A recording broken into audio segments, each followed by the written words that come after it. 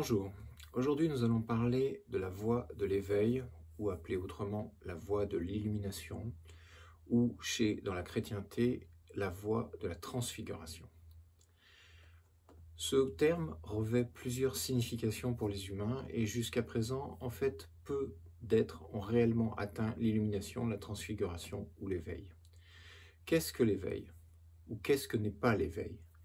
L'éveil, ce n'est pas méditer tous les jours à 6 heures du matin et parce que avoir trouvé le calme, penser avoir atteint l'illumination. Non, ce n'est pas ça. Ça, ce n'est qu'un bref instant de paix et de tranquillité qui parcourt les corps et qui finalement apaise l'ego dans l'instant.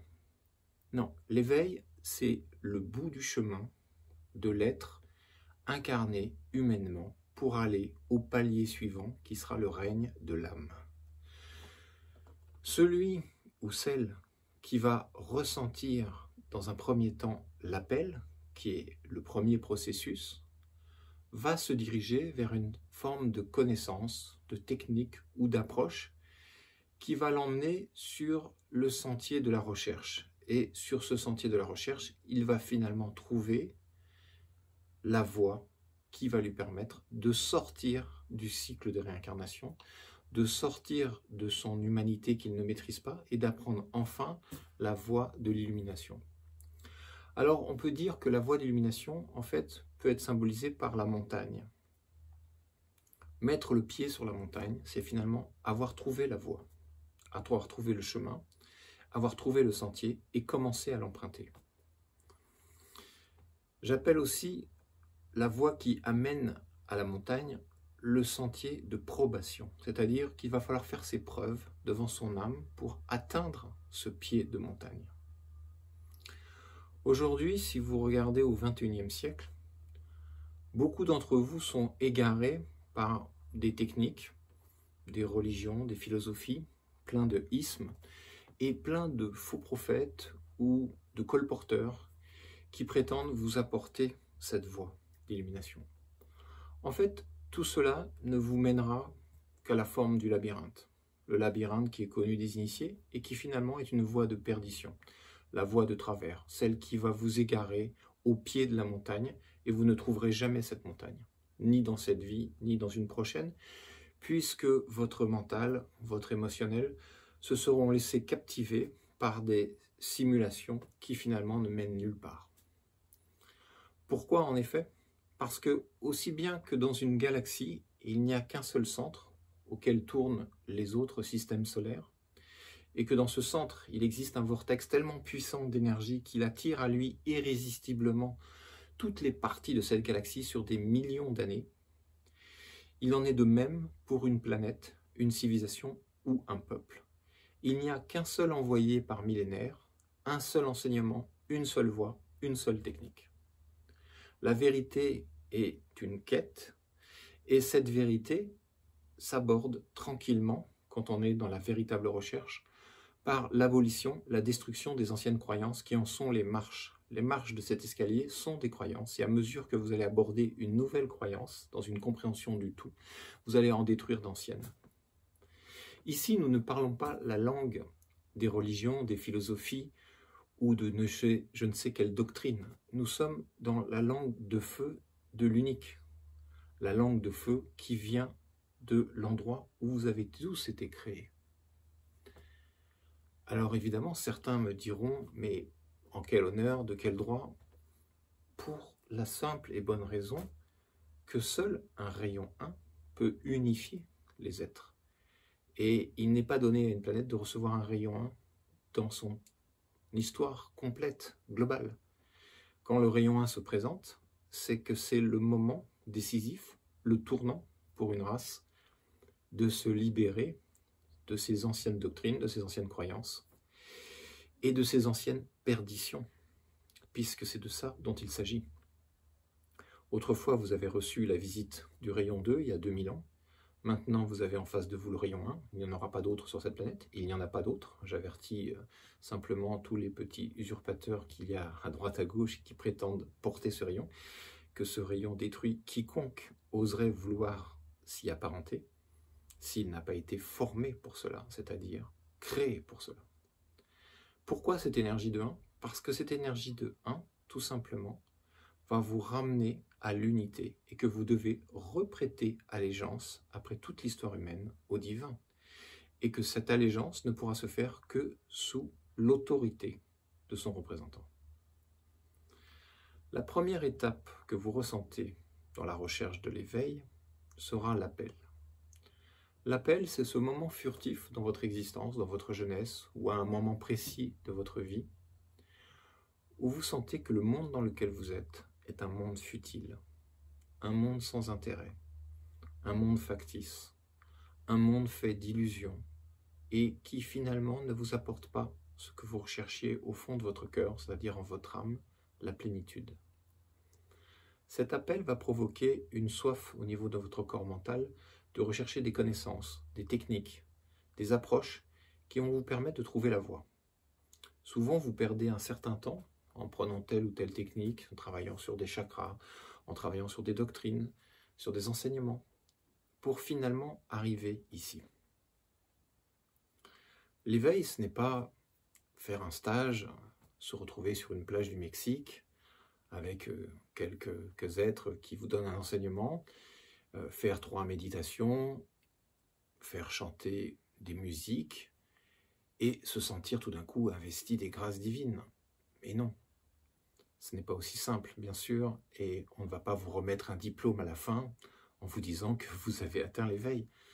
Non, ça, ce sont des illusions enfantines du mental, qui se persuadent que finalement tout peut se faire sans effort et qu'il y a de multiples voies pour atteindre le but aussi rapidement. C'est ridicule. Si cela existait, cela ferait longtemps que cette planète serait totalement éveillée et sa population centrée et dans une grâce, une paix et une sérénité parfaite. Donc, vous vous rendez bien la raison que ce processus se fait par un effort progressif, constant, méthodique, discipliné, orienté. Et que cet effort ne peut se produire que si vous avez emprunté le véritable chemin qui vous mène à cette montagne, à cette première marche. L'instructeur que je suis vous a proposé de vous accompagner. C'est une proposition, comme nous en faisons tous les 1000 ou 2000 ans. Elle n'est pas une obligation. Que se passe-t-il pour ceux qui ne prennent pas cette proposition? Il ne se passera rien. Votre ego vous mènera par le bout du nez, par vos instincts, par votre émotionnel, dans des situations plus ou moins que vous croirez chaleureuses, mais qui seront simplement une pure représentation de votre astral, ou dans des techniques ou dans des approches très complexes, fastidieuses, où votre mental se perdra lui-même, où il s'auto-illusionnera, où il croira entendre des voix, voir des guides, ou être celui-là ou celui-ci, et finalement errera une vie entière. Ce ne serait pas grave, vous me direz, puisque vous avez la réincarnation, vous avez le choix.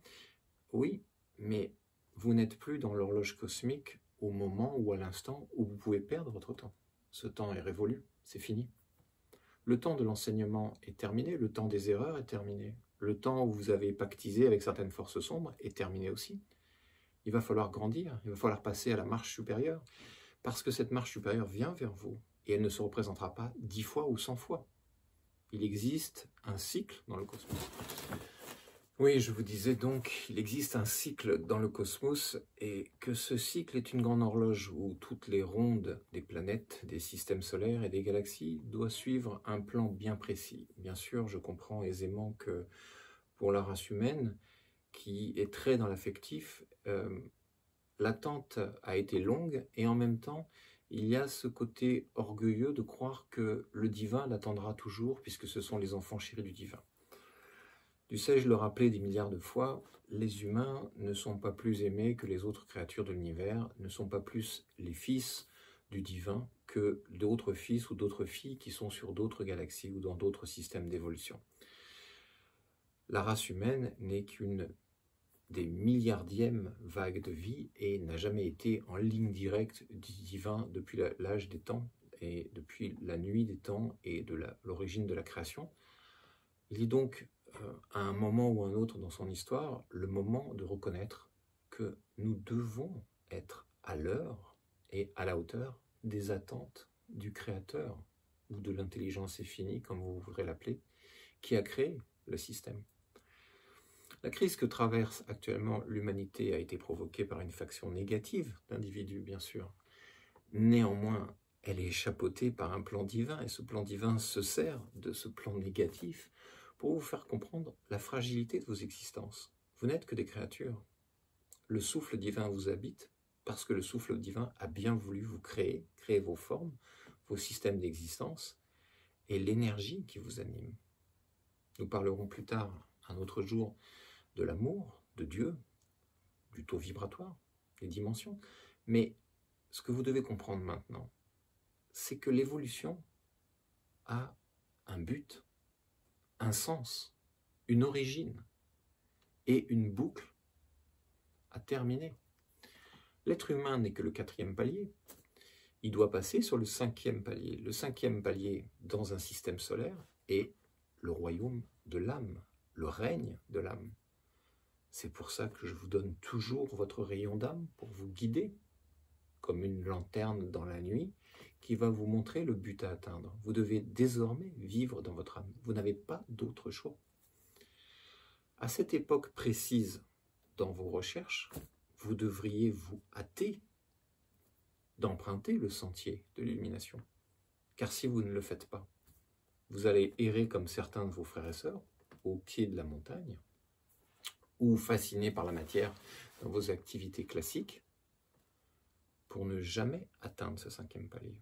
Qu'adviendra-t-il alors de ceux et celles qui choisissent ou qui restent dans les dominations de leur corps? Ils seront tout simplement éliminés du plan divin.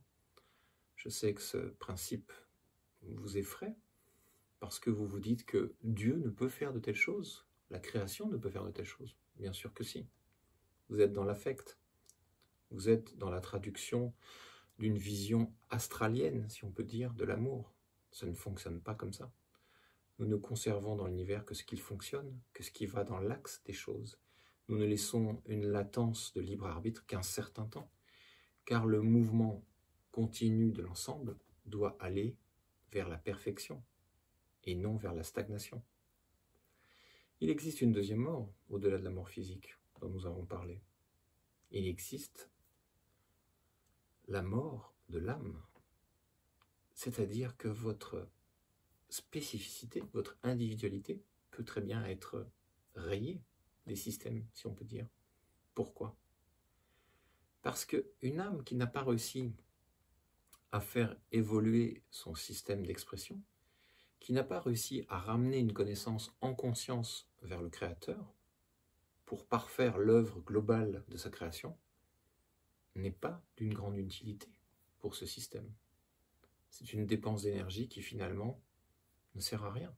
Et au bout d'un certain nombre de milliers d'années, on efface ce système, la singularité, l'existence même de cet être. Je sais que cette vérité ne vous convient pas et heurtera beaucoup de sensibilité dans beaucoup de croyances. Néanmoins, c'est ainsi que ça fonctionne depuis la nuit des temps et ça fonctionnera toujours ainsi. Seules les filles et les filles méritantes, les fils méritants, peuvent continuer de perpétuer l'œuvre divine. Et cette œuvre divine n'est pas si compliquée à comprendre. Il suffit simplement de faire preuve d'allégeance, d'obéissance, de compréhension, d'amour, dans le sens d'unification avec le divin. Une fois que vous avez ressenti l'appel, vous cherchez une voie, dans ces voies vous vous perdez plein de fois, et puis vous arrivez ici. Ici, que vous sera-t-il proposé? La simplification de vos problématiques, tout simplement. Quelle est la problématique majeure? L'unique problématique, la maîtrise de l'ego. Mais pour qu'il y ait maîtrise de l'ego, comme pour qu'il y ait maîtrise d'un cheval, il faut que ce cheval soit en bonne santé, il faut qu'il soit docile, il faut qu'il n'ait aucun problème interne que vous n'auriez pas soupçonné. Vous pouvez toujours essayer de forcer votre monture à aller à droite, et si vous ne comprenez pas qu'elle a mal au sabot droit parce qu'il y a eu quelque chose qui l'a blessé à l'intérieur, vous pouvez longtemps tourner en rond avant de comprendre que votre cheval n'est pas rétif au fait d'aller à droite, mais simplement il souffre. Il en est de même de vos corps, de vos structures. Vous pouvez toujours augmenter un petit peu votre taux vibratoire. À un certain moment, cela va stagner sur généralement une centaine de milliers d'unités. Bien sûr, vous pensez très évoluer à ce moment-là, puisque vous sentez que vous avez un ascendant sur vos frères et sœurs. Mais il n'en est rien. Vous n'avez qu'une très légère puissance comparée à un maître, et que cette légère puissance s'appuie malheureusement sur des corps qui sont pervertis, qui n'ont pas été guéris, qui n'ont pas été soignés, qui n'ont pas été alignés. Vous me direz, mais je vais faire telle ou telle technique. Non, ces techniques ne fonctionneront pas. Parce qu'à un moment ou à un autre, il faut le dire, l'une ou l'un d'entre vous a pactisé avec certaines forces obscures. Et que cet obscur a torpillé certains systèmes, vous a mis des problématiques à l'intérieur de votre ego, qui fait que vous retombez toujours dans l'ego. Et que les seules forces qui puissent enlever ces problématiques, qui peuvent régler les paramètres de votre ego, les restaurer, les remettre dans leur état originel, sont les envoyés de l'unité, votre serviteur. Donc tôt ou tard, vos chemins viendront se placer au pied de la montagne devant moi. Acceptez cela, ne prenez pas ça comme un point d'orgueil. On envoie un seul messager, il n'y a qu'une seule voie, un seul centre. Et vous devez comprendre qu'il y a un ordre chronologique pour réussir son éveil. Ce sont les purifications et l'alignement de vos égos. Une fois que les corps sont purifiés, nous vous donnons une certaine puissance qui va vous permettre de travailler sur cet ego. Et c'est dans le travail constant, méthodique, quotidien de votre ego que vous allez pouvoir gravir palier par palier la montagne. Parfois, il arrive que certains d'entre vous, certains étudiants ou étudiantes, arrêtent le protocole ou les soins en cours de route, pensant qu'ils peuvent y arriver seuls. C'est comme un enfant qui tout d'un coup n'écoute plus son instructeur dans la montagne et pense que parce qu'il a marché 2-3 fois dans la montagne, il va pouvoir s'orienter, gravir n'importe quelle montagne à n'importe quel moment, n'importe quelle saison, de n'importe quelle manière. En fait, il va s'égarer. Parce que tout simplement, il refuse de l'admettre. C'est son ego qui s'est nourri à sa nouvelle puissance. Et l'un de ses corps qui l'a subjugué, souvent le mental, pour lui faire croire qu'il peut y arriver seul. Il n'en est rien. Il va se retrouver de nouveau dans un labyrinthe et errer. Et il va mettre énormément de temps par l'expérience, puisque cela va courroucer son esprit, de lui avoir fait perdre du temps, dans des expériences fastidieuses et délirantes pour la plupart. Le sentier a toujours été dit comme étroit, et il est effectivement très étroit, car il y a une rectitude à maintenir. Chaque corps a une fonction, et chaque corps a une subtilité de vouloir ramener la couverture à lui, pour pouvoir justement vous faire trébucher dans votre éveil. Ce n'est pas que l'ego est négatif, c'est que simplement, il a une propension naturelle à revenir à ses automatismes, à ce qu'il a vécu et connu dans toutes ses incarnations précédentes. Alors évidemment, la meilleure manière de pratiquer l'éveil et d'aller dans la bonne direction, c'est d'être encadré par le bon instructeur. Un instructeur qui ne faillira pas, un assureur qui est déjà passé par là, et qui a dépassé depuis longtemps cet état. Y en a-t-il à tous les coins de rue? Cela se saurait, puisque nous aurions des éveillés à tous les coins de rue, que nous aurions des peuples éveillés, que nous aurions une société parfaite, et que nous aurions donc une civilisation alignée vers son créateur. Ce n'est pas le cas. C'est malheureusement triste à dire, mais c'est un foutoir général sur cette planète.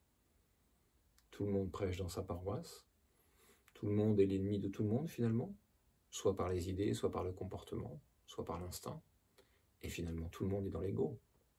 Regardez votre planète comme si vous arriviez dessus pour la première fois, venant de l'extérieur du système solaire. Soyez honnête, cette planète n'a pas évolué. Malheureusement, l'horloge tourne et il va falloir faire un choix. Comme je l'ai dit plusieurs fois, ou vous servez le divin, ou vous le desservez. Et il est temps de passer le jugement. L'époque de la révélation est arrivée. Je vais vous raconter une histoire, celle d'un disciple qui s'était trompé dans son positionnement. Celle d'un disciple qui pensait qu'imiter le maître, c'était devenir le maître. Ce disciple s'appelait Éliazar. Il était le disciple d'un maître sur le point de flamber dans la création, comme un initié de très haut niveau. Et Éliazar suivait toujours ce maître et le singeait, s'habillait de la même manière, se coupait les cheveux de la même manière. Un jour, le maître s'est retourné, l'a saisi par les épaules, a plongé ses grands yeux à l'intérieur et lui a dit « Sois toi-même » en envoyant une certaine énergie. En fait, ce maître désirait simplement qu'Éliazar suive l'enseignement, mais trouve sa propre voie d'expression de cet enseignement. Éliazar a été profondément chamboulé par ce regard. Il s'est enfermé 3 jours et 3 nuits dans une grotte. Et dans cette grotte, en jeûnant, en pensant, en réfléchissant à lui-même et à ce qu'il était, il est revenu transfiguré dans un sens plus général.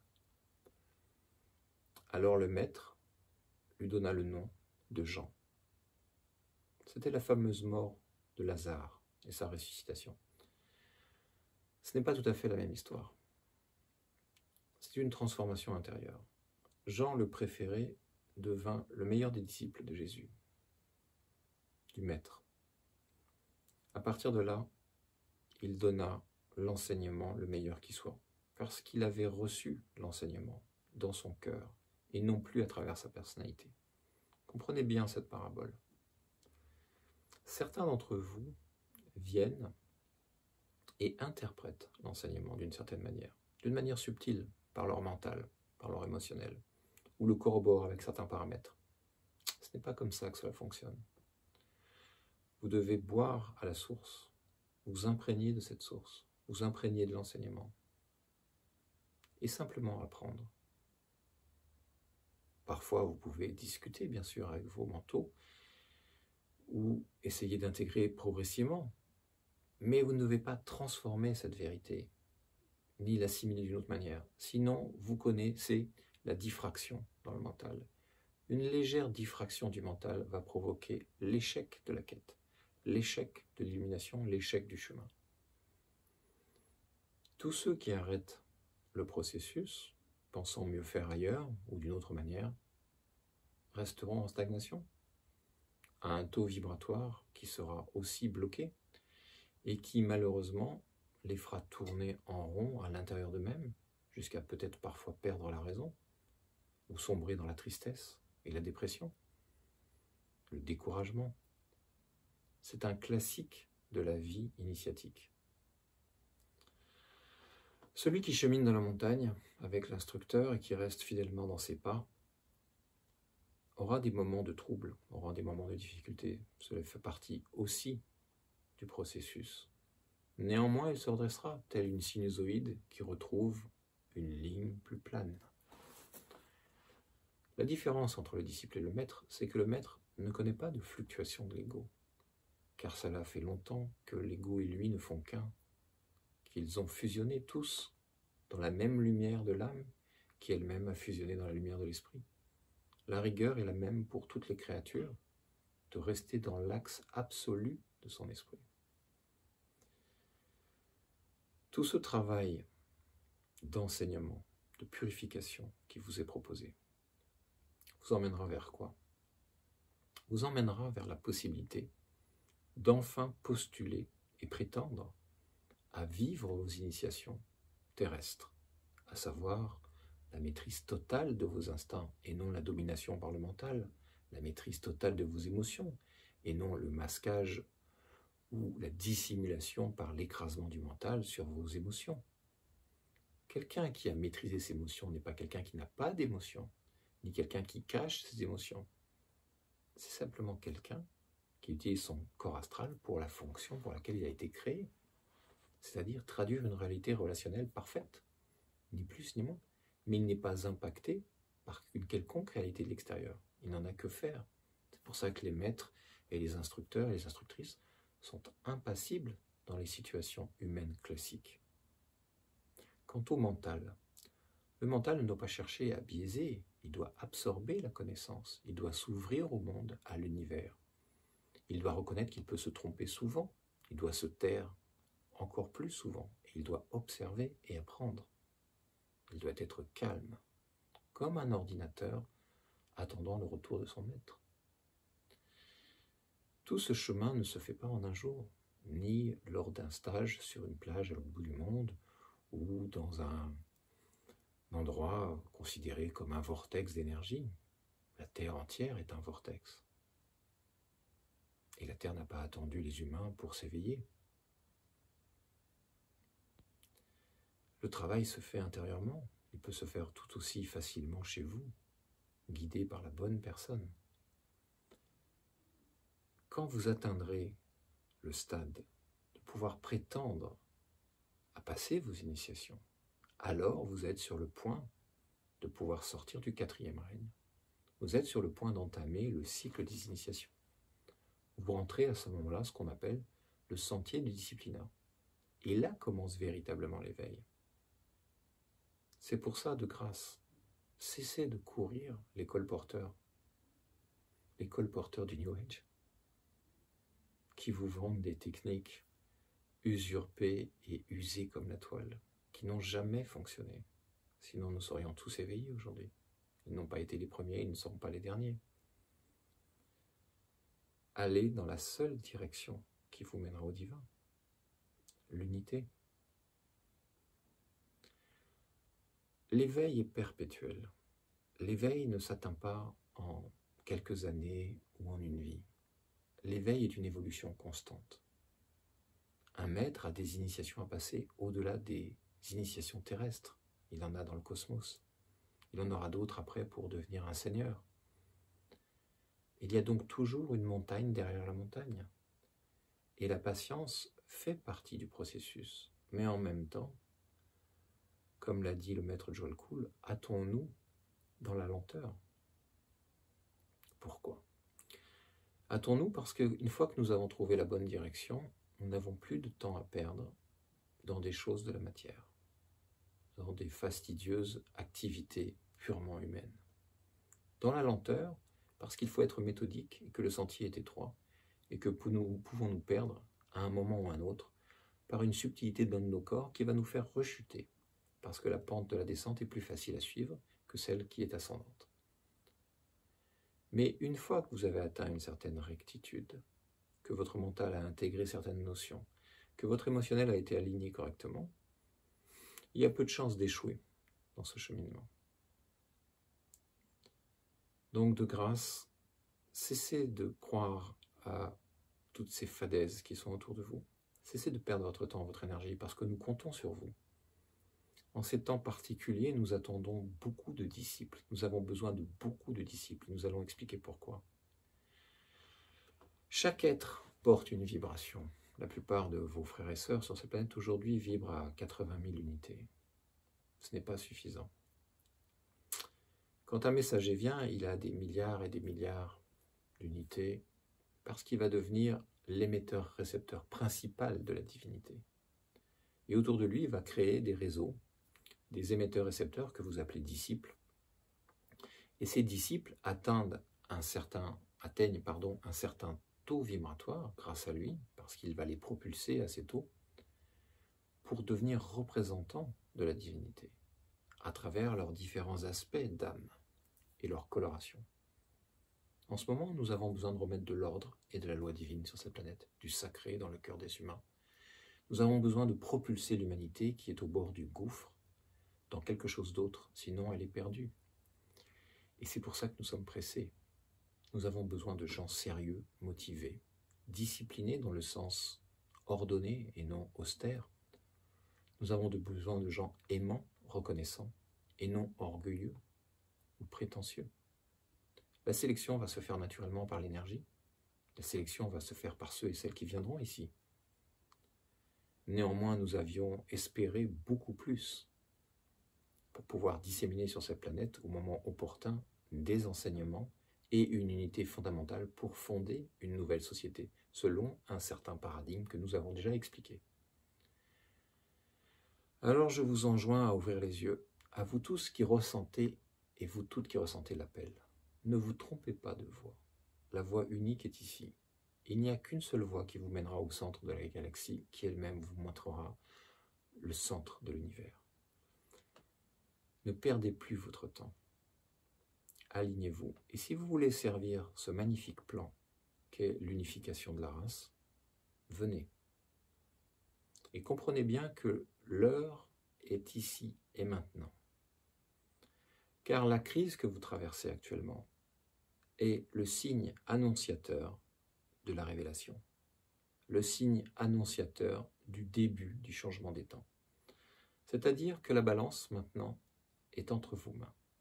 Vous avez le choix, soit de prêter allégeance à la pyramide sombre, soit de reprêter allégeance au divin. La vie va devenir très compliquée sur cette planète à partir d'aujourd'hui.